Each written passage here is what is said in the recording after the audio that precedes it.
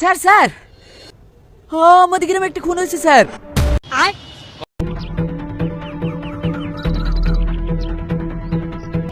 Sir, লাইফে first time এমন দেখছি যেখানে মৃত ব্যক্তির শরীরে কোনো আঘাতের চিহ্ন নেই। कौन है ये लोग?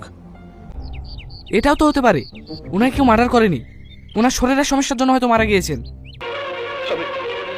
আমি বিশ্বাস করি না। হতে পারে স্যার। স্যার, আমার মনে হয় দেহটিকে পোস্টমর্টমের জন্য পাঠিয়ে দিলে হয়তো কিছু জানা যেতে পারে। शाबाश बेटा। হ্যালো স্যার, একটু বড় বিপদ হয়ে গেছে। মার্ডারটা করতে গিয়ে একটা বাচ্চা ছেলে থেকে ফেলেছে। খতম। বলুন, পোস্টমর্টমের রিপোর্ট থেকে কি পাওয়া গেল? দেখে মনে হচ্ছে স্ট্রোক, কিন্তু এক্সিক্লোসিভ টক্সিকোলজি রিপোর্টে বলছে ব্রেনের নিউরোটক্সিন। এটা খুব রিয়ার বর্ণের বিষ। মানে?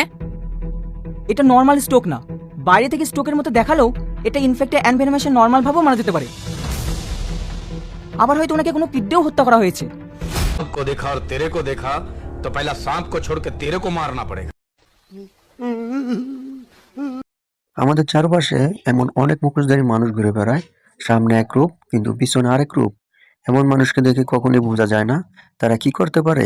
এই গল্পের শুরুতেই আমরা দেখি একজন মানুষ মারা গেছে, সবাই ভাবে এটা স্বাভাবিক মৃত্যু, কিন্তু একজন লেডি পুলিশ শুরু থেকেই সন্দেহ করে এই বিষয়টা নিয়ে।